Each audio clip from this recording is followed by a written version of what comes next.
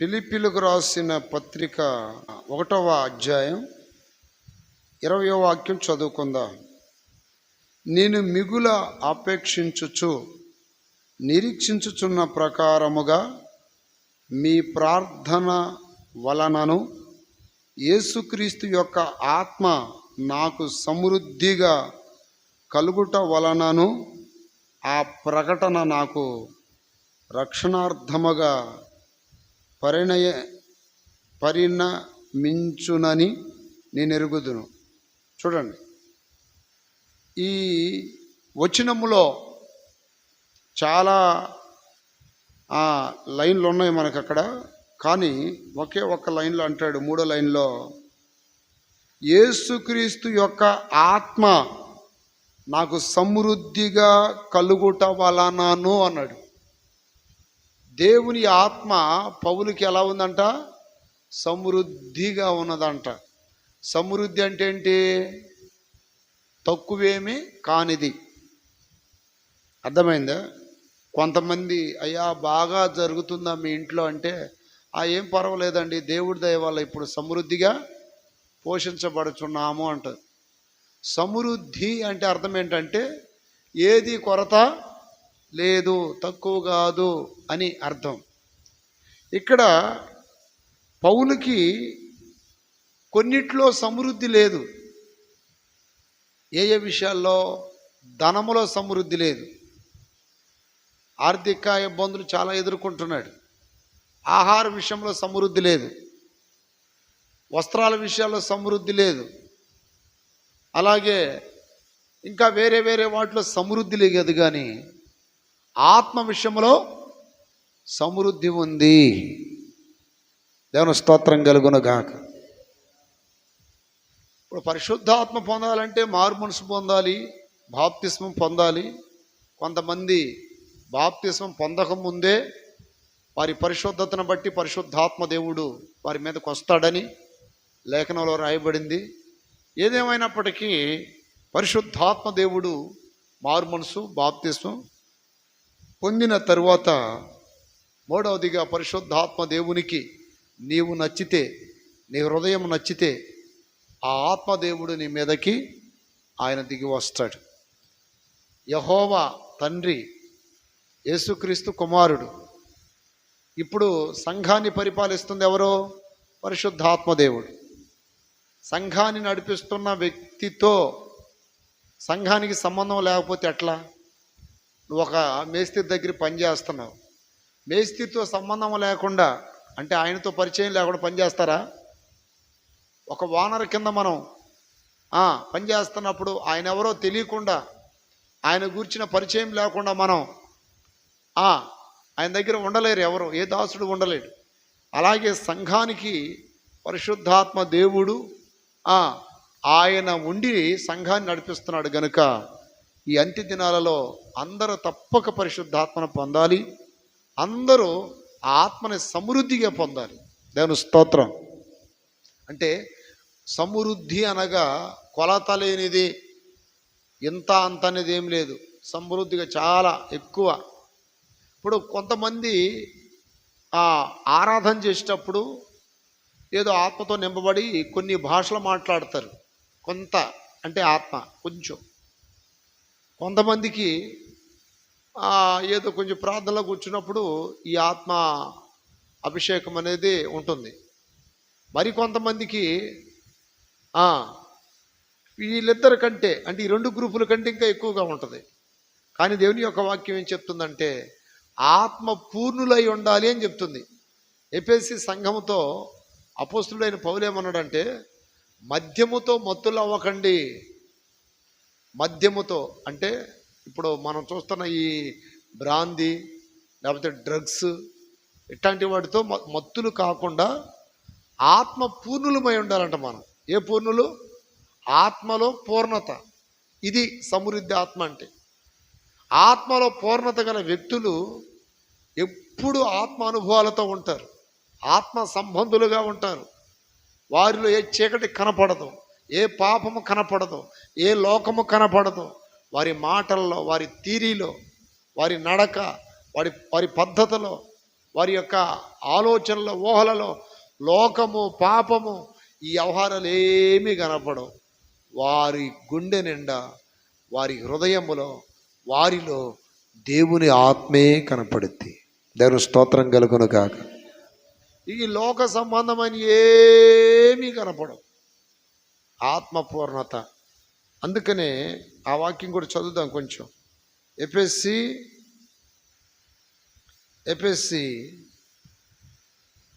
5వ అధ్యాయము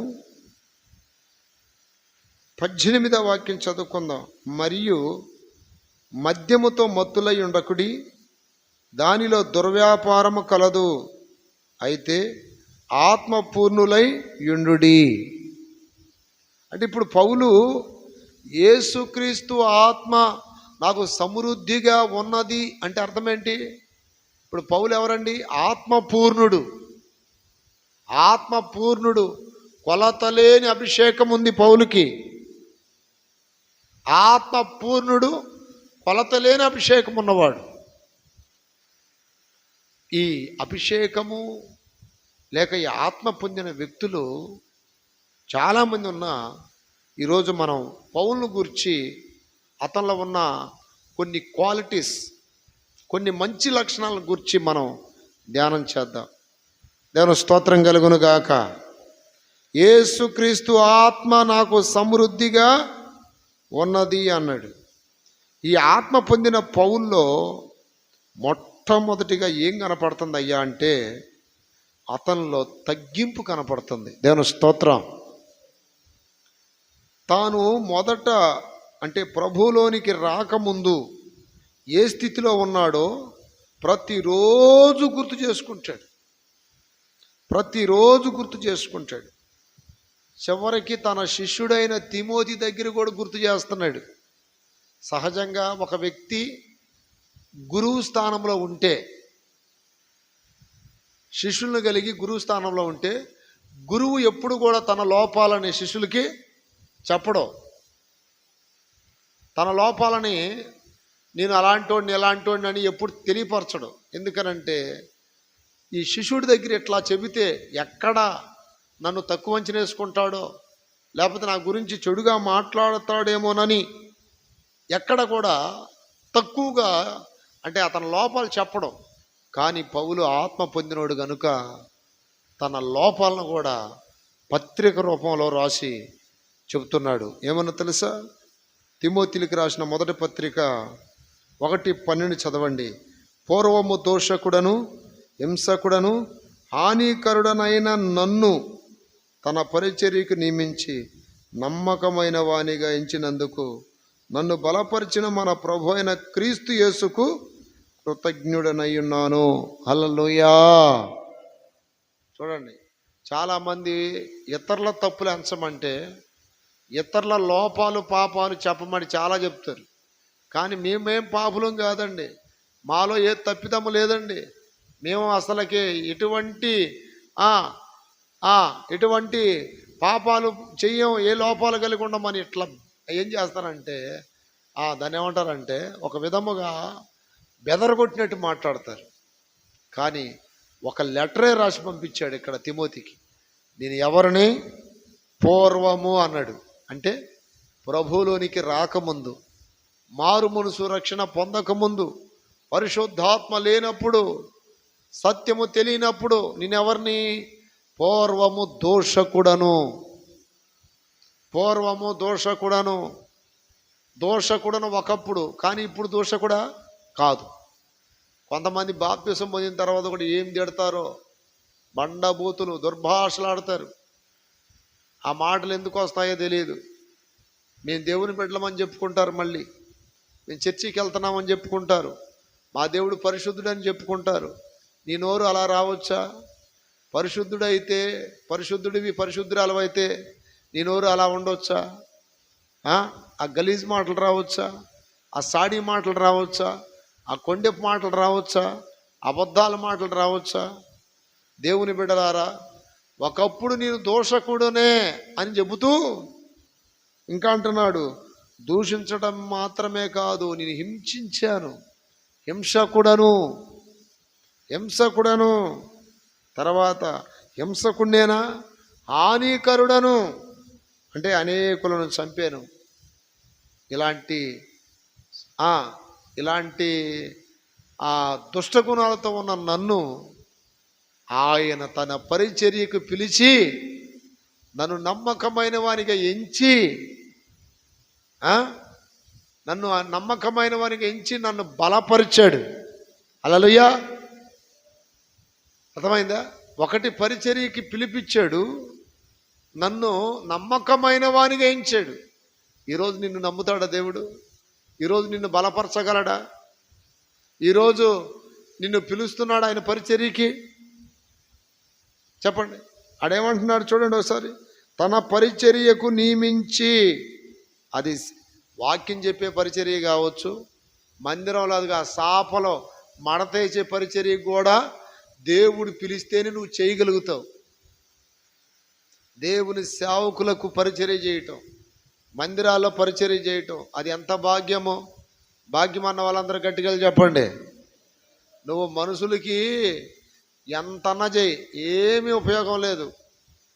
నీ సొంత వాళ్ళకు చేయి, బయట వాళ్ళకు చేయి, ఎక్కడ చేయి, ఉపయోగం లేదు. కానీ దేవుని సంఘములో పరిచర్య చేయాల, ఇది గొప్ప భాగ్యం. పరిచర్య చేసిన వాళ్ళని గొప్ప భాగ్యములో దేవుడు స్థిరపరుస్తాడు. పరిచర్య నేర్చుకోవాలి దేవుని బిడ్డలు. ఇక్కడ పౌలుని పరిచర్యకి నియమించాడంట దేవుడు. ఈరోజు నా ప్రియ దేవుని బిడ్డలారా, చర్చిలో పనులు అయితే మేము చేయమండి, ఇంటికాడ పనులు అయితే చేస్తామండి అంటే అర్హత లేదు కనుక వాళ్ళు చేయలేరు. మనం పిలిచిన వాళ్ళు రారు. మనం ఏదన్నా ఎప్పుడన్నా చర్చిలో పని ఉండి రాండి అంటే రారు. అదే ఏదన్నా సొంతం చెప్పండి, సొంత వ్యక్తులు చెప్పండి, నిద్రాగారాలకు మాని అమ్మో ఏం చేస్తాం, మా మామయ్య చేయకపోతే అట్ట, మా అత్తమ్మ చేయకపోతే అట్ట, మా బాబాయి, మా తమ్ముడు ఏదో ఒకటి చెప్తారు. అంటే వీళ్ళకి తెలీదు పరిచర్య చేయటం కూడా ఒక భాగ్యమే. అవునా కాదా? ఇక్కడ పౌలు ఏమంటున్నాడు? ఆయన నన్ను తన పరిచర్యకి పిలిచాడు. పరిచర్యకి ఎందుకని? నేను నమ్మకమైన వాడనని. చేతుల పైకెత్తి గడిగలు చెప్పండి. ఇప్పుడు దేవుడు నా చేతిలో ఎంతోమందిని పెట్టాడు, సేవకులను పెట్టాడు. నన్ను నమ్మినట్ట నమ్మనట్ట చెప్పండి. దాదాపు 13 సంఘాలు పెట్టాడు చేతిలో. అనేక మంది సేవకులను పెట్టాడు, సంఘ పెద్దలను పెట్టాడు, విశ్వాసులను పెట్టాడు. నేను నమ్మకమైన కాకపోతే ఇవన్నీ నా మీద పెడతాడా? అలాగే మీ మీద కూడా దేవుడు కొన్ని భారాలు పెడతాడు. నీ మీద ఒక భారం మోపుతాడు. అదేంటి అన్నది నువ్వు గుర్తుపట్టాలా. ఆ భారమే పరిచర్య అంటే. హల్లెలూయా. కొంతమంది అంటారు చూడండి, అయ్యా దైవ సేవకులకు భోజనం వండపెట్టమని దేవుడు నాకు ఆ పరిచర్య చేయమని బయలుపరిచాడయ్యా. Okay, proceed. అయ్యా దైవ సేవకులు పరిచర్య చేయమని, బట్టలతో మనం ఏదో ఒకటి చేయమని దేవుడు చెప్పాడయ్యా. ఓకే, అలాగే చెయ్యి. అయ్యా నన్ను వారం మందిరం తొడవమని చెప్పాడయ్యా. అది పరిచర్య కాదా? అది పరిచర్యే. నేను స్తోత్ర. అయ్యా నన్ను మైకులు పెట్టమన్నాడు అయ్యా, అది కూడా ఏంటి? పరిచర్యే. ఆ భాగ్యం పోగొట్టుకోకూడదు, ఆ భాగ్యం కోల్పోకూడదు. ఎందుకనంటే పౌలు అంటున్నాడు పరిచర్యకు నియమించి. దేనికి నియమించాడు? పరిచర్యకి. కొరింథీయులకు రాసిన పత్రికలో, మొదటి కొరింథీయులకు రాసిన పత్రిక 16వ అధ్యాయం 15వ వాక్యంలో ఉంటుంది చూడండి. స్తెఫను ఎంత పవర్ కలిగిన వ్యక్తి. స్తెఫను 7 పెద్దల్లో ఒక పెద్ద. హల్లెలూయా. స్తెఫను ఒక సంఘ పెద్దలా అంటాడు. 7 పెద్దల్లో ఒక పెద్ద. ఆత్మపూర్ణుడు, కృపలో బలవంతుడు, దైవ సేవకులు వాడబడినంతగా వాడబడ్డాడు. అంత గొప్ప వ్యక్తి చచ్చిపోయాడు, హతసాక్షి అయ్యాడు. అతను చంపేశారు. దాని స్తోత్రం. మంచి చెబుతుంటే చంపేస్తారు. నిన్న చార్లిస్ నిన్న ఇవాళ మొత్తానికి ఆయన ఒక చోట అమెరికాలో చాలా భయంకరమైన పాపాలు జరుగుతాయి. అర్థమైందా? ఈ స్త్రీలు కానీ పురుషులు కానీ సగం సగం డ్రెస్సులు, పొట్టి పొట్టి జాకెట్లు డ్రెస్సులు, తర్వాత మందులు తాగటం, తర్వాత ఇంకా ఆడవాళ్ళని పెళ్లి చేసుకోవటం, మగవాళ్ళని పెళ్లి చేసుకోవటం, ఇట్లాంటి రోత పనులన్నీ చేస్తుంటే ఆ యవనస్తుడు అలా వద్దు, దానివలన అమెరికా చాలా పాడైపోతుందని చాలామంది యవనస్తుల్ని ప్రభావితం చేస్తూ ఉన్నాడు. అక్కడక్కడ మీటింగ్లు పెట్టి. అమెరికా అధ్యక్షుడు ట్రంప్కి చాలా మంచి స్నేహితుడు అంట. ఆయన చాలా పెద్దోడైనా, ఇతను 30 సంవత్సరాల కుర్రోడైనా చాలా సన్నిహితంగా ఉంటాడంట. నిన్న కొన్ని విషయాలు చెప్తున్నాడు యవనస్తులకి. చెబుతూ ఉండగానే ఇంకో కుర్రోడు 22 సంవత్సరాల అబ్బాయి ఏరే చోట నుండి కాల్చి పడేసాడు. ఎక్కడ రక్తం అలా ఒక పైపులో నుండి వచ్చినట్టుగా రక్తం వచ్చి హాస్పిటల్ తీసుకెళ్ళి సరిపడి చనిపోయాడు. చూడండి, అక్కడ అతను ఎందుకు చంపబడ్డాడని ఆలోచిస్తే మంచి చెప్తున్నాడు. ఎందుకనంటే ఆడవాళ్ళు పొట్టి పొట్టి డ్రెస్సులు ఏంటి గలీజ్ పనులు ఇక్కడ ఈ అమెరికాలో. మన దేశం ఎంత పాడైపోతుంది, దేవుని ఉగ్రత వస్తే మీరు తట్టుకుంటారా అని ఇలాంటి మంచి మాటలు చెప్తున్నాడు. అక్కడక్కడ వేలాది మంది కుర్రోళ్ళు యవనస్తులు మార్పు చెందుతున్నారు ఆయన వాక్యం విని. వేలాది మంది యవనస్తులు అతను మోటివేషన్ ప్రసంగాలు విని నిజమే కదా, ఈ రోత పాప బ్రతుకుల నుండి విడుదల పొందాలని ఒక నిర్ణయానికి వస్తుంటే చూడండి, సాతానుడు ఒక యవనస్తుడిని వాడుకున్నాడు. ఆ చంపిన అబ్బాయిని కూడా పట్టుకున్నారులే. పట్టుకుంటే అమ్మటే వాళ్ళ నాన్న అడిగారు, ఏం చేద్దాం, వాడిని ఏదైనా చేయండి, వాడు పగతో నింపబడ్డాడు, వాడు నా కొడుకే, నా కుమారుడే, కానీ వాడిని ఏదైనా చేయండి, మీ ఇష్టం, ఏ శిక్ష చేయాలనుకుంటే ఆ శిక్ష చేయండి, తండ్రిగా నాకు మాత్రం బాధ లేదు. ఒక మంచి దైవజనుణ్ణి ఏం చేశాడు, కాల్చి చంపేశాడు. చూడండి, అట్టాగే ఇప్పుడు స్తెఫను కూడా అలా చనిపోయినోడే. ఇప్పుడు చనిపోయినప్పుడు నా ప్రియమైన బిడ్డలారా వాక్యం చెప్తుంది అక్కడ 16-15లో, స్తెఫను ఇంటి వారు అకయా యొక్క ప్రథమ ఫలమై ఉన్నారనియు వారు పరిశుద్ధులకు పరిచర్య చేయుటకు తమ్మును తాము అప్పగించుకొని ఉన్నారనియు మీకు తెలియను. చూసారా, పరిశుద్ధులు అంటే విశ్వాసులు పరిశుద్ధులుగా పిలువబడతారు, సేవకులు కూడా పరిశుద్ధులుగా పిలువబడతారు. యేసు రక్తంతో కడగబడ్డాం, వాక్యంతో కడగబడ్డాం, ఆత్మతో కడగబడ్డాం. ఇక్కడ స్తెఫను దేవుని పరిచర్య చేస్తూ ఉండగా వేరే వాళ్ళు అతను చంపేశారు. చంపినప్పుడు వాళ్ళ ఇంట్లో వాళ్ళు ఏమనుకోవాలి, ఆ యేసయ్యను నమ్మినందుకు, ఆ యేసయ్య సువార్త ప్రకటించినందుకు మా నాన్న హతం చేయబడ్డాడు, ఆ దేవుడు వద్దు, ఆ పరిచర్య వద్దని వెనక్కి తగ్గల, మా నాన్న వెళ్ళిన మార్గంలోనే మేము వెళ్తామని స్తెఫను ఇంటి వారు పూర్తిగా పరిచర్యకి అప్పగించుకున్నారంట, పరిశుద్ధుల పరిచర్యకి.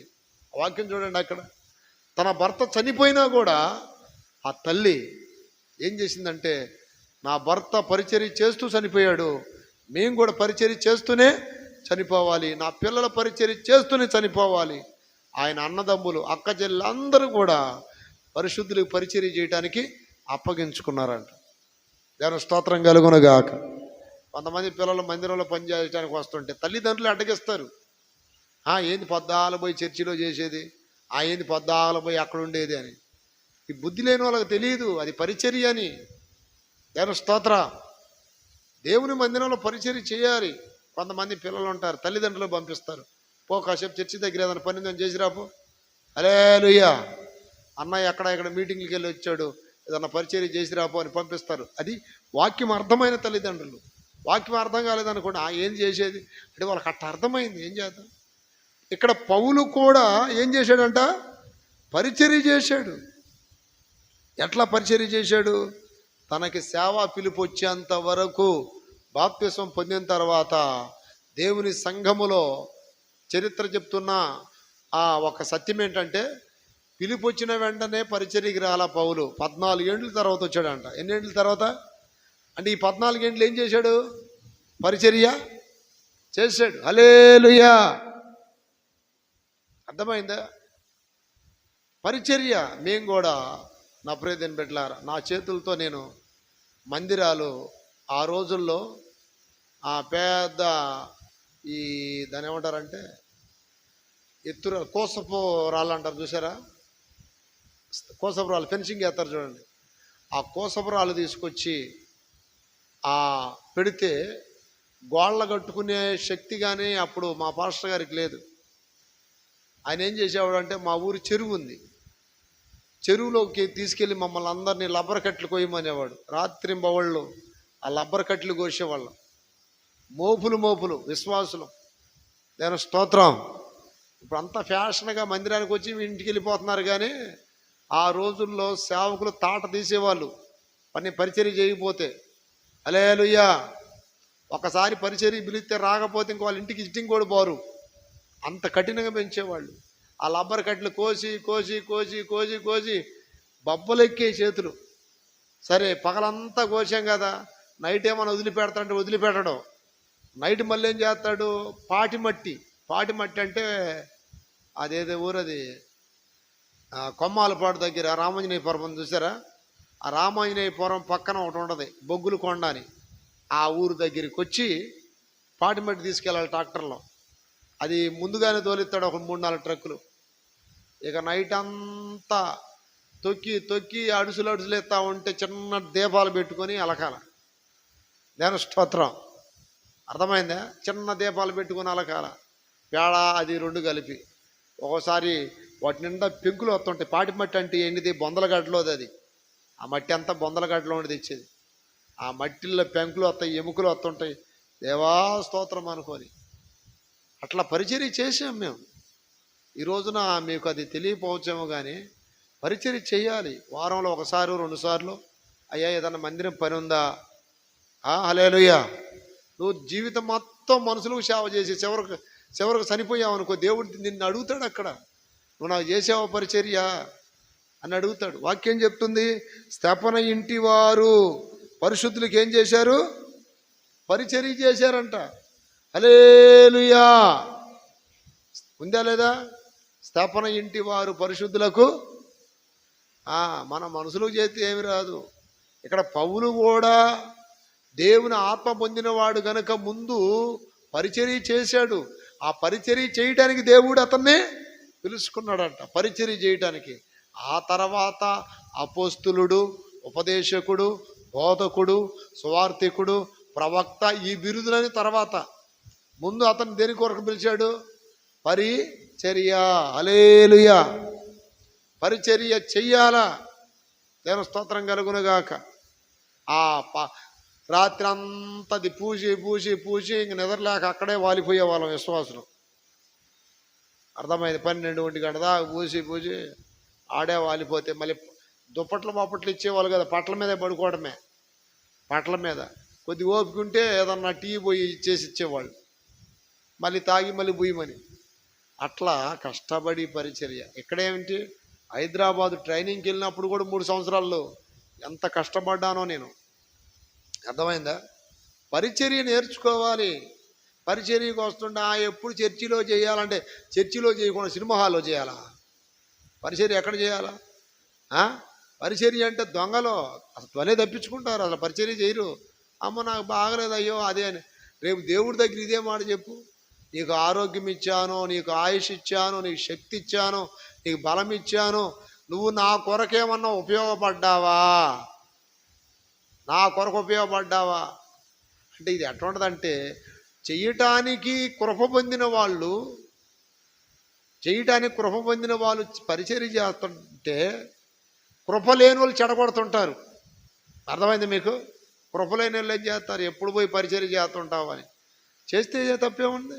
ఇప్పుడు మోషే ఉన్నాడు, మోషే ఉన్నంతకాలం యెహోషువ ఏం చేశాడు, పరిచారకుడు అని ఉంటుంది బైబిల్లో. ఏం చేశాడు, పరిచారకుడు. ఏలియా దగ్గర ఎలీషా ఏం చేశాడు, పరిచారకుడు. హల్లెలూయా. పరిచర్య చేశారు వాళ్ళు. అర్థమైందా? పరిచర్య. పౌలు దగ్గర తిమోతి కూడా ఎవరండి, పరిచారకుడే. అపోస్తుల దగ్గర పౌలు ఎవరు, పరిచారకుడే. పరిచర్య చేసి వారు గొప్ప అపోస్తులు అయ్యారు. ఆమేన్. అర్థమైందా? రాగానే విమానాలు ఎక్కాలి, రాగానే ఓ గొప్పలం అయిపోవాలంటే అర్థమైందా? అలాంటి వాళ్ళు ఎక్కువ కాలం దేవుళ్ళో ఉండలేరు. దాని స్తోత్రం కలుగును గాక. అందుకని పరిచర్య కూడా నేర్చుకోవాలి. నీ ఇంట్లో ఎంత చేసినా, నీ వారికి ఎంత చేసినా, ఇంకొకరికి ఎంత చేసినా ఉపయోగం లేదు.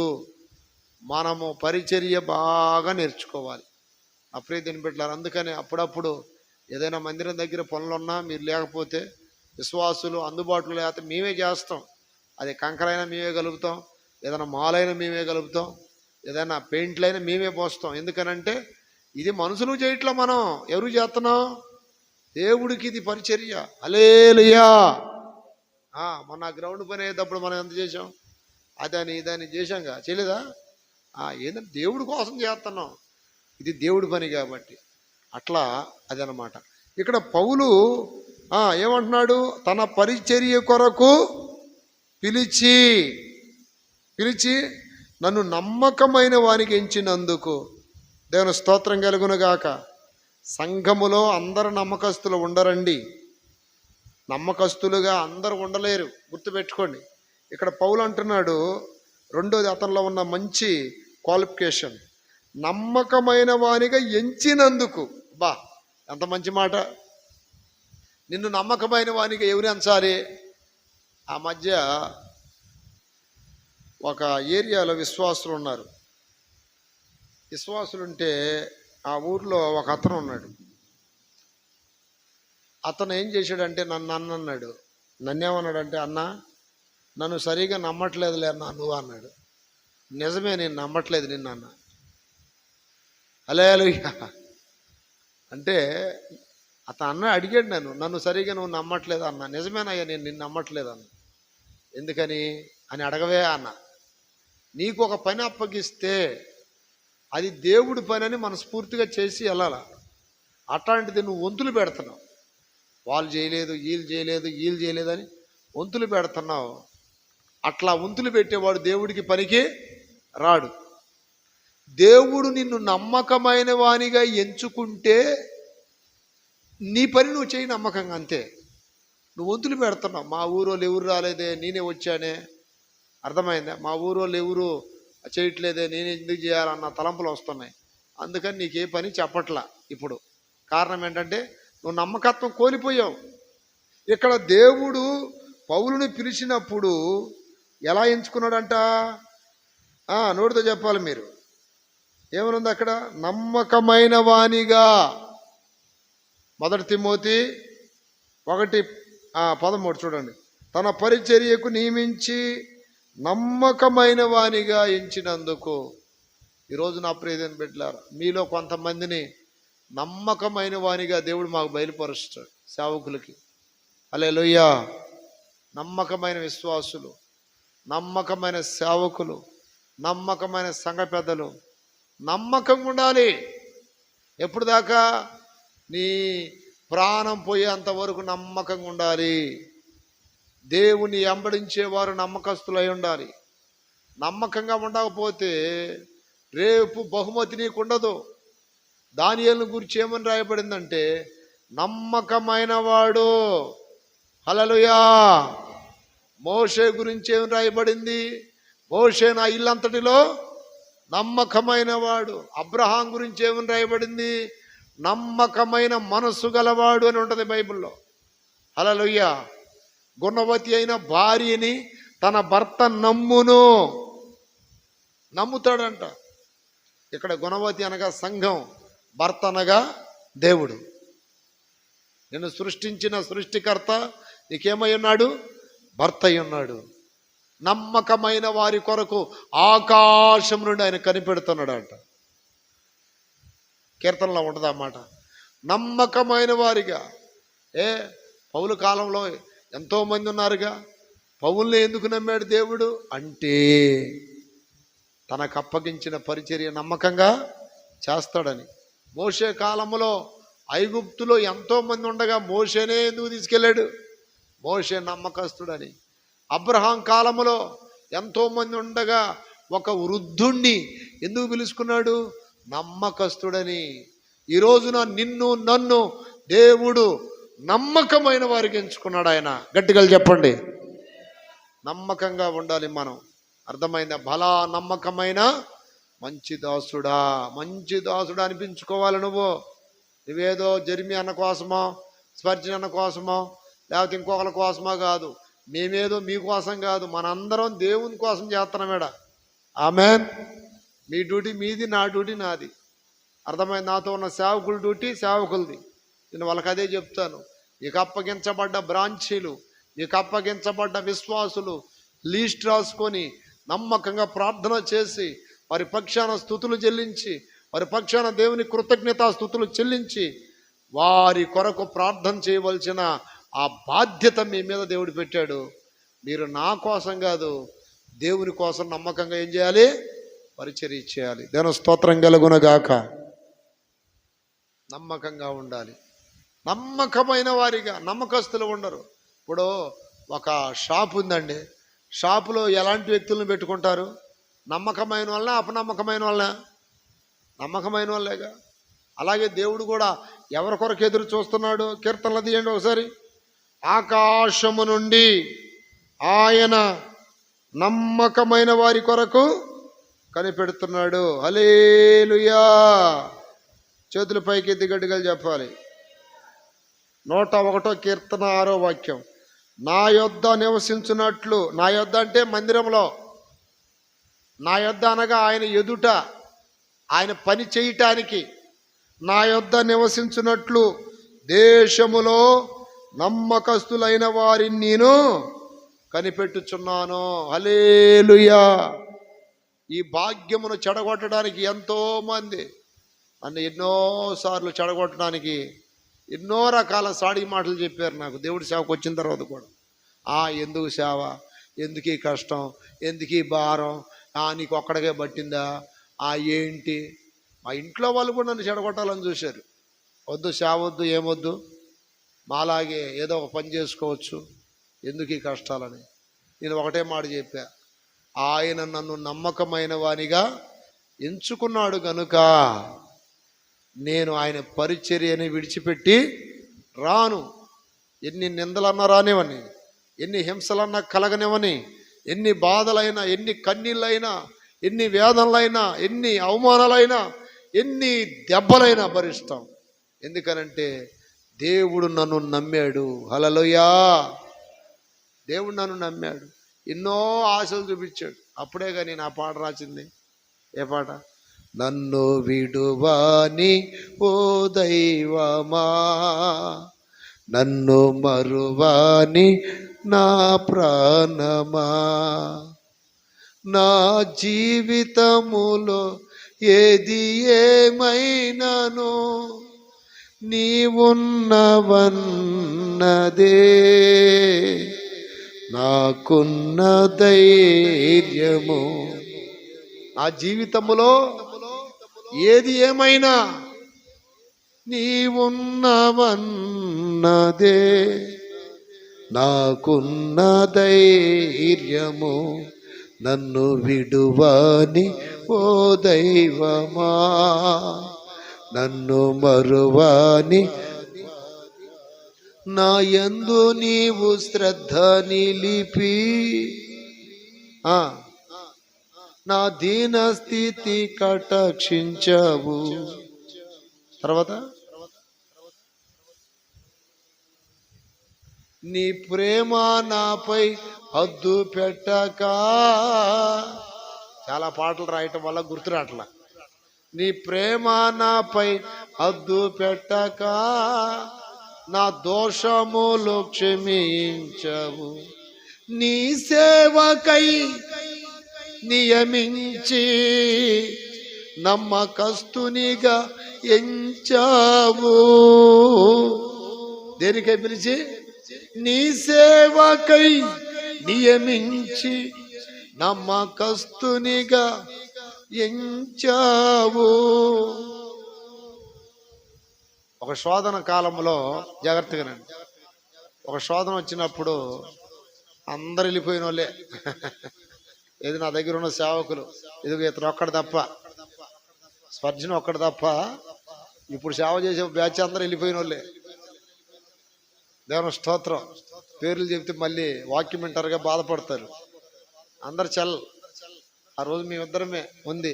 ఇతను కూడా అడిగా పోతానంటే పో అని. నేను పోనన్నా అన్నాడు. దేవుని స్తోత్రం కలుగునుగాక. ఏదో ఒక రోజు నువ్వు నమ్మిన దేవుడి కోసం నువ్వు యథార్థంగా నిలబడుతున్నప్పుడు, దేవుని కోసం నువ్వు నమ్మకంగా నిలబడుతున్నప్పుడు, నీతో పాటు రక్షించబడ్డవారు, నీతో పాటు మందిరానికి వచ్చిన వాళ్ళు కూడా వెనకబడిపోవచ్చు. అప్పుడు కూడా నమ్మకంగా దేవుని కాడ నమ్మకంగా ఉండాలి. సావైనా బ్రతుకైనా, రోగాలైనా, ఇంకోటైనా సావైనా బ్రతుకైనా. ఆ మధ్య ఎవరో చెప్పారు నాకు, అదే కిడ్నీలు పాడైపోయినాయని ఎవడో చెప్పాడు సలహా. చూడండి, కిడ్నీలు పాడైపోయినా ఏదో మందులు వాడుతున్నారు, అవి చేసుకుంటున్నారు, ఓకే. మాంత్రికుడి దగ్గరికి వెళ్ళమన్నాడంట.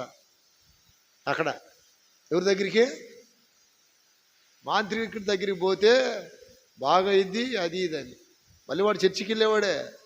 దాని స్తోత్రం అంటే అర్థం ఏంటంటే యేసయ్యను వదిలిపెట్టి ఆ దేవుడికి మొక్కమనేగా అర్థం. మాంత్రికుడు ఏం చేస్తాడు? బొమ్మల దగ్గర తీసుకెళ్ళి మొక్కమంటాడా లేదా? అనడా? చావైనా బ్రతుకైనా సరే, అది ఏదైనా పాడైపోని బ్రతికిస్తే ఆయన సేవ కోసం. అంతేకాని వీరొక బొమ్మలని, దేవుళ్ళని, దేవతలు మీ మొక్కనే మొక్కం. షద్రకు, మెషకు, అబ్దెనెగోలు ముగ్గురు దొరాయనే ప్రాంతంలో 60 మూరలు ఎత్తుగలిగిన విగ్రహాన్ని నిలబెట్టి భజంత్రీలు భజన చేసే సమయంలో అందరు మొక్కాలంటే అందరు మొక్కారు, కానీ ఆ ముగ్గురు మొక్కారా? అగ్ని 7 మండుచుండినను అగ్ని జ్వాలలు కాల్చలేదే. నీ ప్రియులను 7 చేసేసాడు మొక్కనందుకో. కానీ ఆ ముగ్గురిని రక్షించుకోవడానికి దేవుడు దిగొచ్చాడా లేదా? మీరు కూడా ఎప్పుడైనా ఏదన్నా బాగలేదని శోధనలు వస్తున్నప్పుడు అలా అక్కడ పోయి ఇక్కడ పోయి తాయెత్తు లేపించుకుందాం, మళ్ళీ చర్చికి వెళ్దాం లాంటిది ఎట్లా ఉంటుందంటే, అంటే నేను నా నోటితో అనకూడదు ఈ మాట. దేవుని స్తోత్రం. అర్థమైందే? ఆల్రెడీ భర్త ఒక ఆయన ఉన్నాడు, ఒక ఆడ మనిషికి. ఆల్రెడీ భర్త ఉన్నాడు ఒక ఆడ మనిషికి. ఇక్కడ ఈ భర్తను వదిలిపెట్టి మధ్యలో ఇంకో భర్త దగ్గరికి వెళ్ళి వచ్చినట్టు అయింది. అర్థమైంది మీకు ఆ భాష? అంటే అప్పుడే అర్థం ఏంటి? పబ్లిక్గా ఒక భర్తతో కాపురం, రహస్యంగా ఇంకో భర్తతో కాపురం చేసినట్టు అయింది ఆ విగ్రహారాధన చేస్తే. దేవుని స్తోత్రం. అలాంటి చేసేకంటే దేవుడి కోసం చనిపోవడం మంచిది. ఎందుకంటే విగ్రహారాధకులు అగ్నిగుండంలో పడిపోతారు. అవి చూడవు, మాట్లాడవు, వినవు, నడవు, కదలవు. అట్లాంటి విగ్రహాల దగ్గరికి అడుగు కూడా పెట్టకూడదు. అర్థమైంది? అది అదేనండి, ఇది ఇదేనండి, చర్చి అనండి, విగ్రహాలేనండి. మేం కాదండి, మా వాళ్ళు ఎవరో బొమ్మను పారేయటానికి పోతుంటే మేము పోయినా కూడా తప్పేగా. ఇది ఎట్టుందంటే, నేను దొంగతనం చేయను కానీ దొంగలకు కూడొని పెడతానని అర్థమే కాదు. దేవుని స్తోత్రం. అందుకని నమ్మకమైన వారిగా ఉండాలి మనం ప్రభు ఎదుట. ఇక్కడ షద్రకు, మెషకు, అబ్దెనెగోలు నమ్మకమైన వాళ్ళ కాదా? ప్రాణం పోయినా సరే మేము ఆ బొమ్మకు మొక్కమన్నారు. రోగాలు రాని, రొప్పులు రాని, ఇంకోటి రాని బ్రతికిస్తే ఓకే, ఆయన కొరకు బ్రతుకుతాం. సావైతే ఆయన రాజ్యం వెళ్ళిపోతాం. ఇప్పుడు ఎప్పటికైనా సావాల్సిందేగా. కాకపోతే 4 రోజులు ముందు పోతాం. అంతేగా, 4 రోజులు ముందు పోతాం. జీవితాంతం ఇక్కడే స్థాపించబడి ఇక్కడే స్థిరంగా ఉండేవాడు ఎవడని ఉన్నాడా ఈ భూమి మీద? ఎన్ని కోట్లు సంపాదించినా, ఎంత పేరు ఘనతలు సంపాదించినా, వెండి బంగారాలు సంపాదించినా, ఎంతమంది జనాన్ని సంపాదించుకున్నా, ఏది సంపాదించినా చివరికి నువ్వు చచ్చిపోయేటప్పుడు నీ ఒంటి మీద ఎంత నూలు పోగు కూడా రాదు. హల్లెలూయా. చేతులు పైకెత్తి గట్టిగా చెప్పండి. ఆ మధ్య ఒక అతను అడిగాడు, ఏమండి చచ్చిపోయిన వాళ్ళు ఏం చేస్తారు? సమాధి చేస్తారు కదా. చచ్చిపోయినప్పుడు వాళ్ళకి సంబంధించిన వస్త్రాలన్నీ ఏం చేస్తారు? ఆ బొందల గడ్డలో పడేస్తారు కదా. చచ్చిపోయినప్పుడు వారి వస్త్రాలను మాత్రమే పడేస్తారు కానీ వారి చేతికున్న ఉంగరాలను కానీ చైన్లు కానీ, చెప్పండి, వారికి ఉన్న ట్రాక్టర్లు, బస్సులు, కార్లు పడేస్తారా అని అడిగాడు ఒక అతను. ఇప్పుడు పడేసేయి, ఆయనకి సంబంధించిన అన్నీ పడేయాలగా, ఆయన కారు కూడా పడేయాలిగా.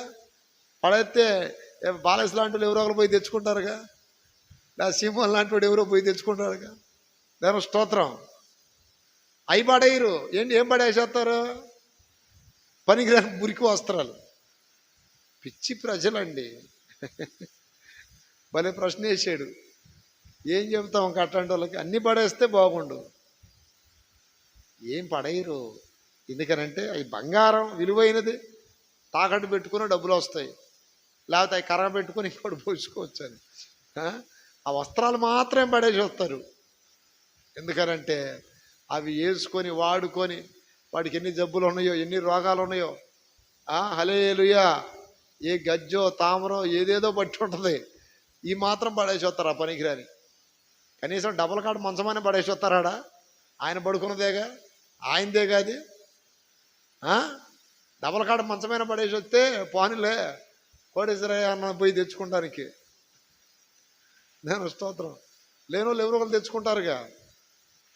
చేతులు పైకెత్తి కడిగలు చెప్పాలి. పిచ్చి ప్రజలండి, పిచ్చివాళ్ళు.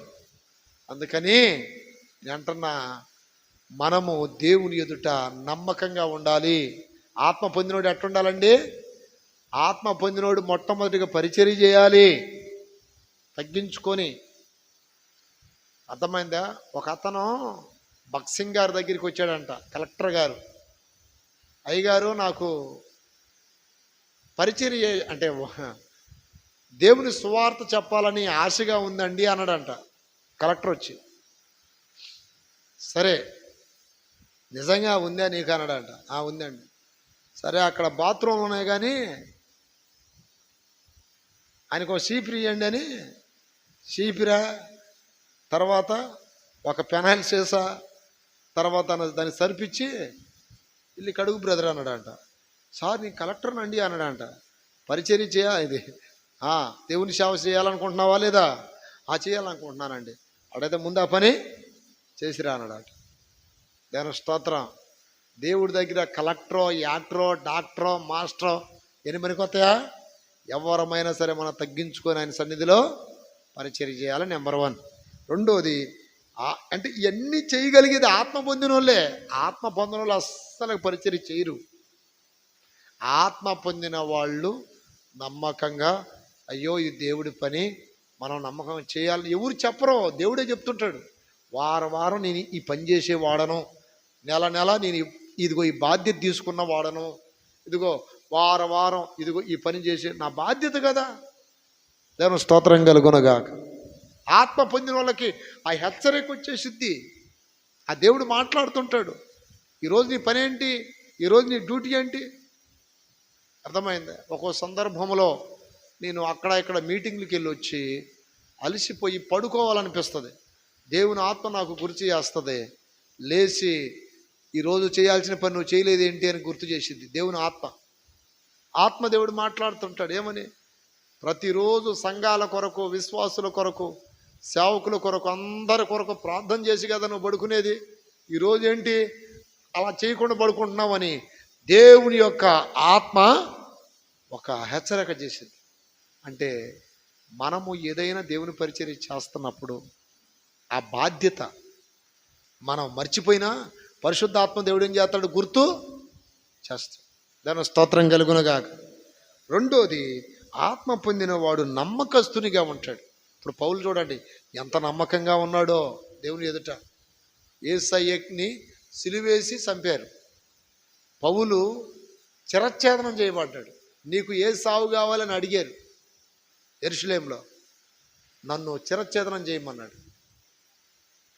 దేవుని కొరకు చిరచ్ఛేదనం అంటే తలకాయ తీసేసేసారు పౌలుకి. అలాంటి శిక్ష వేశారు అతని మీద. దేవుని కొరకు చనిపోయాడు. దేవుని స్తోత్రం కలుగునగాక. నా ప్రియదేని బిడ్డలారా, మూడోది అతనిలో ఏముందంటే దేవునికి కృతజ్ఞత కలిగి ఎల్లప్పుడూ దేవునికి కృతజ్ఞతాస్తుతులు చెల్లించే అనుభవం ఉంది. దేవుని స్తోత్రం కలుగునగాక. పరిశుద్ధాత్మ పొందిన వారికి ఉండే క్వాలిటీ చెప్తున్నా మీకు ఇప్పుడు. అర్థమైందా? పరిశుద్ధాత్మ పొందిన వారికి మొట్టమొదటిగా పరిచర్య చేసే మనసు ఉంటుంది. రెండవది నమ్మకంగా ఉంటారు. మూడవది కృతజ్ఞతలు చెప్తారు దేవునికి. అయ్యా ఈరోజు బ్రతికించినందుకు స్తోత్రం చెప్పండి ఒకసారి. ఈరోజు బ్రతికించినందుకు స్తోత్రం, ఈరోజు బలపరిచినందుకు స్తోత్రం, ఈరోజు వాడుకున్నందుకు స్తోత్రం. ఈరోజు నాయన ఎందరో కాలగర్భములో గతించిపోతున్నారు. ఎంతోమంది సరైన ఆహారం లేక, సరైనటువంటి వసతులు లేక అల్లాడిపోతున్నారు.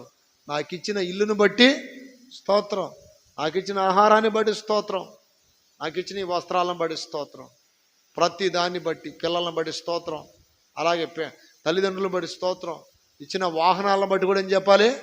నాకు ఇచ్చిన ట్రాక్టర్ని బట్టి స్తోత్రం, బైక్ని బట్టి స్తోత్రం, అయ్యా నాకు ఇచ్చిన వ్యాపారాన్ని బట్టి స్తోత్రం, నాకు ఇచ్చిన భార్య పిల్లలను బట్టి స్తోత్రం, నాకు ఇచ్చిన కాస్త ఆహారాన్ని బట్టి స్తోత్రం అని ప్రతిదానికి మనం ఏం చెల్లించాలి? కృతజ్ఞతాస్తుతులు చెల్లించాలి. పౌలు అదే అంటున్నాడు. చదవండి ఆ వాక్యం. 1 తిమోతి 1:13 ఏమంటున్నాడు? నన్ను బలపరిచిన మన ప్రభు అయిన క్రీస్తు యేసునకు కృతజ్ఞుడనయ్యున్నాను. కృతజ్ఞుడనయ్యున్నాను. ఈ రోజున కృతజ్ఞత ఉందా? ప్రభు చేసిన కార్యాలకి కృతజ్ఞత ఉండాలి. ప్రియ దేవుని సంఘమా, దేవుని బిడలారా, ప్రతి చిన్న విషయానికి కృతజ్ఞత ఉండాలి మనకి. అర్థమైందా? ఇలా కృతజ్ఞతాస్తుతులు చెల్లించటం దేవుని చిత్తమని తెస్సలోనికైలకు రాసినటువంటి పత్రికలో మనం చదువుతాం. 1 తెస్సలోనిక 5:16 చదివితే, ప్రతి విషయమునందును కృతజ్ఞతాస్తుతులు చెల్లించుడి, ఇలాగూ చేయుట యేసుక్రీస్తునందు మీ విషయంలో దేవుని చిత్తము, ఆత్మను ఆర్పకుడి. అంటే కృతజ్ఞతాస్తుతులు చెల్లించకపోతే ఆత్మ ఆరిపోయిద్ది. అర్థమవుతుందా? కృతజ్ఞతలు ప్రతిదానికి మనం చెల్లించాలి. ప్రతిదానికి అయ్యా ఇదిగో నువ్వు ఇచ్చిన కృపకాయ స్తోత్రములు, నేను ప్రతిదానికి కృతజ్ఞతలు చెప్తాను. నా అనుభవం అది, నా అలవాటు అది. ఈరోజు కూడా ప్రతిదానికి కృతజ్ఞతలు చెప్తుంటాను. అయ్యా ఈరోజు నాయన అన్నం తినేటప్పుడు కూడా తినటానికి నాయన 4 ముద్దలు ఇచ్చావు, స్తోత్రం ప్రభా, హల్లెలూయా. తినటానికి 4 ముద్దలు ఇచ్చావు తండ్రి. ఎంతోమందికి ఉండి కూడా తినగలరా? ఎంతోమంది ఉంటుంది కానీ తినలేరు. బీపీలు వచ్చి, షుగర్లు వచ్చి రకరకాలుగా, కానీ తినటానికి కాస్త భోజనం ఇచ్చావు ప్రభా, స్తోత్రం. కృతజ్ఞతలు చెప్పాలి మనం. ఒకసారి అందరూ మోకాలోంచి అలా చేతుల పైకి 2 చేతుల పైకి ఎత్తి కృతజ్ఞతాస్తుతులు చెల్లించండి. స్తోత్రం స్తోత్రం స్తోత్రం గట్టిగా చెప్పాలి, కృతజ్ఞతలు చెప్పాలి. హల్లెలూయా హల్లెలూయా హల్లెలూయా హల్లెలూయా హల్లెలూయా హల్లెలూయా. స్తోత్రం స్తోత్రం స్తోత్రం స్తోత్రం. హల్లెలూయా హల్లెలూయా హల్లెలూయా హల్లెలూయా హల్లెలూయా. కృతజ్ఞతలు చెప్పు. కృతజ్ఞత అనేది దేవుడు కోరుకునే ఒక విషయం. అది 10 మంది కుష్ఠరోగులు బాగుపడి కృతజ్ఞతలు చెప్పడానికి వచ్చింది ఒక్కడే. యేసయ్య అంటున్నాడు, ఆ 9 మంది ఎక్కడా అంటే ఏం కోరుకుంటున్నాడు? కృతజ్ఞత కోరుకుంటున్నాడు ఆయన. ఈరోజు నా ప్రియదేని బిడ్డలారా, ఆత్మ పొందిన వారు కృతజ్ఞతలు చెబుతూ ఉండాలి దేవునికి. ఆత్మ పొందిన వారు కృతజ్ఞత అర్పణలో దేవుడికి అర్పించాలి. స్తోత్రం స్తోత్రం స్తోత్రం స్తోత్రం. ఆమేన్. చేతుల పైకి ఎత్తి గట్టిగా చెప్పండి, హల్లెలూయా. ఆత్మ పొందిన వారిలో ఉండే మరికొన్ని మంచి లక్షణాలు, మంచి విలువలు, మంచి క్వాలిటీస్ ఏంటంటే ఎక్కువగా ప్రయాసపడతారు వాళ్ళు. ఆత్మ పొందిన వాళ్ళు ఏం పడతారండి? ఎక్కువగా ప్రయాసపడతారు. కొరింథీయులకు రాసిన పత్రికలో చూడండి, నేనేమై ఉన్నానో అది దేవుని కృప వలననే అంటూ, నేను ఎక్కువగా అందరికంటే ఎక్కువగా ప్రయాసపడినది నేను కాదు, నా యందున్న దేవుని కృపయే అనే మాట వాడతాడు. దేవుని స్తోత్రం కలుగును గాక. ఈరోజున నా ప్రియ దేవుని బిడ్డలారా, ఎక్కువగా ప్రయాసపడాలి మనం. ఎట్లా? ప్రార్థనలో ప్రయాసపడాలి, వాక్యంలో ప్రయాసపడాలి. హల్లెలూయా. మొదటి కొరింథీయులకు రాసిన పత్రిక 15వ అధ్యాయము 10వ వాక్యంలో అంటున్నాడు, ఏమని? అయినను నేనేమై ఉన్నానో అది దేవుని కృప వలననే అయ్యున్నాను, మరియు నాకు అనుగ్రహింపబడిన ఆయన కృప నిష్ఫలం కాలేదు గాని వారందరికంటే నేను ఎక్కువగా ప్రయాసపడి తిని. చూడండి, ఎక్కువగా ప్రయాసపడి తిని. ఆత్మ పూర్ణులైనటువంటి విశ్వాసులైన, సంఘ పెద్దలైన, సేవకులైన ఎక్కువగా ప్రయాసపడతారు. ఎక్కువగా ప్రయాసపడటానికి ఆ కృప శక్తిని ఇచ్చింది వారికి. అర్థమైందా? కొంచెంసేపు ప్రార్థన చేయగానే అమ్మో మోకాలు నొప్పులయ్యా, కొంచెంసేపు చేతులు ఎత్తి ప్రభుని స్తుతించగానే అమ్మో చేతులు నొప్పులయ్యా, కొంచెంసేపు దేవుని మాటలు చెప్పగానే కొంత సమయంలో వారికి ఏదో ఒక ఇబ్బంది కలుగుతూనే ఉంటుంది. కానీ ఆత్మ పూర్ణులకి అసలు ఇబ్బంది కలగదు. ఎందుకంటే ప్రయాసపడతారు. యెహోవా కొరకు ఎదురు చూచువాడు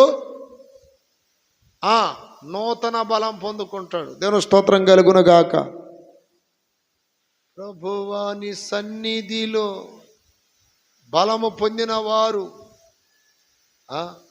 హల్లెలూయా, బలము పొందిన వారు అలసిపోలేదంట, అలసిపోరు. ఎక్కువగా ఎంతగా ఆత్మతో నింపబడతారో అంత హుషారు, శక్తి వస్తుంటుంది వాళ్ళకి. దేవుని స్తోత్రం కలుగును గాక. ప్రియ దేవుని బిడలారా, ఎక్కువగా ప్రయాసపడే కృప దొరికింది ఆత్మపూర్ణులకి. ఎందుకనంటే ఆత్మదేవుడు వారిని వాడుకుంటూ ఉంటాడు, ఒక సాధనముగా వాడుకుంటూ ఉంటాడు. అలాగే ఆత్మ పొందిన వారికి తగ్గింపు కనపడింది. పౌల్లో ఏం కనపడుతుంది చెప్పండి? తగ్గింపు. ఏమంటున్నాడంటే, వారందరికంటే నేను ఎక్కువ ప్రయాసపడి తిని, ప్రయాసపడినది నేను కాను, నాకు తోడైన దేవుని కృపయే నేనైననుగా. ఈ మాట చెప్పాడు బాగా. ఇంకో చోట అంటాడు, అది 15:9, ఏలయనగా నేను అపోస్తలులందరిలో తక్కువ వాడను, దేవుని సంఘమును హింసించినందున అపోస్తలుడుగా ఉండటానికి నేను యోగ్యుడు కాదంటాడు. అక్కడ తగ్గింపు. మనం ఏ స్థాయిలో ఉన్నా మనకి ఎంత గౌరవాలు గణతలున్నా ప్రభు ఎదుట మనం తగ్గించుకోవాలి. అబ్రహాం తగ్గించుకున్నాడు ప్రార్థన చేసేటప్పుడు. అయ్యా నేను దుమ్ముని బూడిదను అంటాడు. దావీదు అంటాడు, ఏమన్నా తెలుసా? నేను మిమ్మల్ని చచ్చిన కుక్కని అతగాడు కూడా ఆడాడు తూలని. తగ్గింపు కావాలి దేవుని బిడ్డలకి. అలాగే పేతురు గొప్ప అపోస్తలుడు అంటాడు, నేను పాపాత్ముడనయ్యా. పౌలు కూడా ఆడాడు, పాపులలో ప్రథముడను. ఈ తగ్గింపు ఎలా వచ్చింది? ఆత్మ వలన. పౌలు అంటున్నాడు, మనందరికంటే తక్కువ వాడనే. వాస్తవానికి విశేషమైన కృప పొందినవాడు పౌలు. విశేషమైన అద్భుతములు పౌలు ద్వారా దేవుడు జరిగించాడు. అతని నడికట్లు రోగుల దగ్గరికి తీసుకెళ్తే బాగుపడ్డారు, అతని నేడబడ్డం బాగుపడ్డారు. ఎన్నో గొప్ప కార్యాలు పౌలు ద్వారా జరిగాయి. ఇన్ని జరిగిన ఒకటే మాట అంటాడు, నేనేమై ఉన్నాను అది దేవుని కృప వలననే, నా శక్తి యుక్తులతో ఇవన్నీ జరగలేదు. హల్లెలూయా. ఈ రోజున ఒక దయ్యం పోయింది అనుకోండి పాస్టర్ల దగ్గర, ఆ పాస్టర్ గారు ప్రార్థన చేస్తే దయ్యం పోతే ఎమ్మటే కెమెరా పెట్టు, వీడియో తీయటం, యూట్యూబ్లో పెట్టడం. అంటే ఇక నా దగ్గరే పోతని ఆడ పోవట్లేదని. అంటే ఈ మొనగాడేదో తన శక్తి యుక్తులతో చేస్తున్నట్టు ఇవన్నీ. సంఘములో ఎన్ని అద్భుతాలు ఆశ్చర్యకార్యాలు జరిగినా ఇవన్నీ దేవుడు చేస్తున్నాడనే చెప్పాలి మనం, అంతే. ఆమేన్. నా వలన జరిగాయని అనుకుంటే వాడు దొంగ బోధకుడు, అబద్ధ బోధకుడు, వారు నిజమైన సేవకులు కాదు. ఆ వీడియో తీయండి, కెమెరా పెట్టి యూట్యూబ్లో పెట్టండి, అక్కడ పెట్టండి, ఇక్కడ పెట్టండి అంటే ఏంటి అర్థం? ఇక మా దగ్గరే పోతాయి. ఎవరి దగ్గర పోకుండా ఉంటాయి చెప్పండి? దయ్యాలు అందరి దగ్గరే పోతాయి. పవర్ ఉన్న సేవకులు అందరి దగ్గర పోతాయి. ఆత్మ అభిషేకం కలిగిన సేవకులు అందరి దగ్గర పోతాయి. దాని స్తోత్రం. అర్థమైందా? మొన్న 7వ తారీఖు తీసుకొచ్చారు ఒక అబ్బాయిని, గుర్తుందా? వెనక్కి కూర్చున్నాడు. భయంకరమైన శక్తి ఆ అబ్బాయికి. ఆ నైట్ ఇక్కడ ప్రార్థన చేయించుకున్నాడు, స్వస్థత కలిగింది. ఆ అబ్బాయికి బాగా అయిపోయింది. అర్థమైందా? దాదాపు ఎంతోమందికి నా ఫోన్ నెంబర్లు ఇచ్చాడు. పలానా ఏరియాలో పాస్టర్ గారు ఉన్నాడు, ఆయన దగ్గరికి వెళ్ళాం. వాడు వాస్తవానికి హోసన్నా మినిస్ట్రీకి వెళ్ళేవాడు. వినకుండా వెళ్తాడు వాడు. ఎవరో చెప్పారంట, ఎట్లా ఒకసారి అన్న దగ్గరికి రమ్మని. ఆ రోజు మనం చేసాం ఇక్కడ ప్రార్థన, అందరం తగ్గిపోయింది. తెల్లారేసరికి దయ్యం వదిలిపోయింది, బాగైంది. అంతకుముందు తండ్రిని తల్లిని అందరినీ భలే ఇబ్బంది పెట్టేవాడు అంట, బాగా హింసించేవాడు. ఎవరి వల్ల కావట్లేదని చెప్పి తీసుకొచ్చారు. చూడండి, దేవుడు స్వస్థపరిచాడు లేదా? శక్తి. ఇప్పుడు నిజామాబాద్ ఇచ్చాడంట, దర్శి ఇచ్చాడంట నెంబర్లు. నాకు ఫోన్ చేస్తున్నారు, అయ్యా మీ దగ్గరికి వచ్చి అతను బాగుపడ్డాడంట, మీ దగ్గర స్వస్థత వరం ఉందయ్యా, మీకు దయ్యాలను ఎల్లగొట్టే వరం ఉందయ్యా, అదే ఇదే అంటే, ఉంటుందిలేమ్మా ఏంటి నీ ప్రాబ్లం అంటే, అయ్యా ఆడికి వచ్చిన తర్వాత ఈ అబ్బాయి బాగుపడ్డాడు అయ్యా. అది ఇప్పుడు దేవుడి శక్తి ఉన్నట్ట లేనట్ట? దాదాపు ఎంతోమందికి ఇచ్చాడు నెంబర్లు. దేవుని స్తోత్రం కలుగును గాక. ఇప్పుడు ఆ అబ్బాయిని పిలిచి ఆ యూట్యూబ్లో సాక్ష్యం చెప్పని అదని ఇదని యూట్యూబ్లో ఫేస్బుక్లో ఇద్దామా? సమస్త ఘనత మహిమలు ఎవరికి చెల్లాలి? దేవుడికే చెందాలి, మనకు రాకూడదు, దేవుడికే చెందాలి. అందుకని మనం ఏం చేయాలంటే ఎన్ని ఉన్నా తగ్గించుకొని ఉండాలా. దేవుని స్తోత్రం కలుగును గాక. ఆత్మ పొందినవాడు తగ్గించుకుంటాడు. ఇప్పుడు నజరేయుడైన యేసు నామములో లే అని పేతురు యోహానులు పలికినప్పుడు అతని పుట్టుకుంటి వాడు బాగుపడ్డా లేదా? వాళ్ళు ఏమన్నారు చూడండి అపొస్తలుల కార్యంలో, మా శక్తి భక్తితో మేము చేసినట్టు మీరు ఎందుకు మా వైపు తేరి చూస్తున్నారు? హల్లెలూయా. 3వ అధ్యాయం 12వ వాక్యం. పేతురు దీనిని చూచి ప్రజలతో ఇట్లా, నేను ఇశ్రాయేలీయులారా, మీరు వీని విషయమై ఎందుకు ఆశ్చర్యపడుచున్నారు? మా సొంత శక్తి చేతనైనను భక్తి చేతనైనను నడవమని వీనికి బలమిచ్చినట్టుగా మీరెందుకు మా తట్టు తేరి చూచుచున్నారు?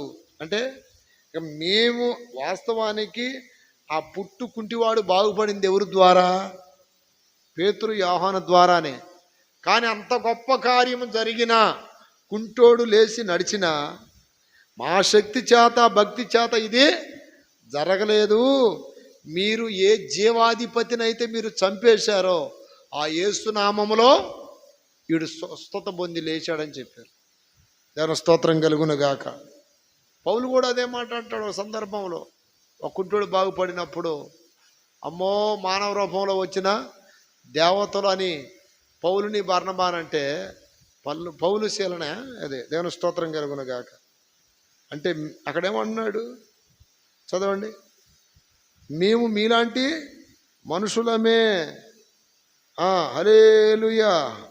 పౌలు శీల కాదు, పౌలు బర్నబా. అప్పుడు అంటున్నాడు, మేము కాదు ఇది చేసింది. 15వ వాక్యం 14-15 అపొస్తలుల కార్యం 14-15. అయ్యలారా, మీరెందుకు ఇలాగూ చేయుచున్నారు? మేము కూడా మీ స్వభావం వంటి స్వభావం గల నరులమే. మీరు వ్యర్థమైన వాటిని విడిచిపెట్టి, అంటే ఇలాంటి, అంటే ఎవరి ద్వారా స్వస్థతలు కలిగిన, దయ్యాలు వదిలిపోయినా, కుంటివారు నడిచిన, అద్భుతాలు జరిగిన వారి శక్తియుక్తులతో భక్తితో జరిగినవి కాదు. అవి ఎవరి ద్వారా జరుగుతున్నట్టు? దేవుని శక్తితో జరుగుతున్నట్టు. విశ్వసిస్తే, నమ్మితే దేవుడు శక్తిగల కార్యాలు జరుగుతాయి. ఏదో పెద్ద డంబంగా, అర్థమైందా, ఓ మా ద్వారానే మా చర్చిలోనే అక్కడ ఇక్కడ జరిగిందని చెప్పుకోవడానికి ఏం లేదు. దేవుడు చేస్తాడు, నువ్వు నమ్మాలి, విశ్వసించాలి. ఆమేన్. చేతులు పైకెత్తి గట్టిగా చెప్పండి. అందుకని నా ప్రియ దేవుని బిడ్డలారా, ఆత్మ పూర్ణులైన వారికి తగ్గింపు ఉంటుంది, దీన మనసు ఉంటుంది. అర్థమైందా? ఆత్మ పొందిన వారు సత్యమునే మాట్లాడతారు. ఆత్మ పొందిన వారు తప్పులను గద్దిస్తారు. తప్పునంటే ఏదైనా లోపం ఉందనుకోండి, పిల్లల్లో తప్పు కనపడ్డా, సంఘంలో తప్పు కనపడ్డా, అర్థమైందా, గద్దిస్తారు. చూస్తా సైలెంట్గా ఉండరు. ఎందుకనంటే పౌలు అవన్నీ చేశాడు, ఖండించాడు, గద్దించాడు, బుద్ధి చెప్పాడు. పేతురు విషయంలో తప్పు జరిగినప్పుడు కూడా పేతురును కూడా గద్దించాడు. అర్థమైందా? పేతురు గారు ఏం చేశాడంటే, కొంతమంది వచ్చినప్పుడేమో ఒక టైపు నడుచుకున్నాడు, వారు రానకముందు ఒక టైపులో నడుచుకున్నాడు. ఇది చూసిన పౌలు అంటున్నాడు, ఎందుకు యాక్టింగ్ చేస్తున్నావు? వాళ్ళు వచ్చినప్పుడు ఒక టైపులో ఉన్నావు, వాళ్ళు రానప్పుడు ఒక టైపులో ఉన్నావు అని గద్దిస్తాడు. లెక్క చేయడు అసలు పౌలు. తప్పు కదా అలా చేయటం. నువ్వు వాళ్ళు ఉన్నప్పుడు ఒక టైపు, వాళ్ళు లేనప్పుడు ఒక టైపు. ఇట్లా ఆత్మ పొందిన వారు పరిచర్య చేస్తారు, ఆత్మ పొందిన వారు నమ్మకంగా ఉంటారు, ఆత్మ పొందిన వారు కృతజ్ఞతలు చెప్తారు, ఆత్మ పొందిన వారు తగ్గించుకొని ఉంటారు. ఇట్లా ఈ అనుభవాలన్నీ కూడా ఆత్మ పొందిన వారికి వస్తాయి. ఇప్పుడు ఆత్మ పొందినటువంటి పౌల్లో ఎన్ని కనపడుతున్నాయి. కాబట్టి నా ప్రియ దేవుని బిడ్డలారా, మీరు కూడా పరిశుద్ధాత్మను పొంది దేవుని ఎదుట నమ్మకంగా పరిచర్య చేయాలి, దేవుని కృతజ్ఞతలు చెప్పాలి, దేవుని ఎదుట తగ్గించుకొని ఉండాలి. అటు కృప దేవుడు మనందరికి దయచేయును గాక. స్తోత్రం, స్తోత్రం, స్తోత్రం. హల్లెలూయా, హల్లెలూయా, హల్లెలూయా, హల్లెలూయా. ప్రార్థన చేద్దాం. అయ్యా పౌలు మీద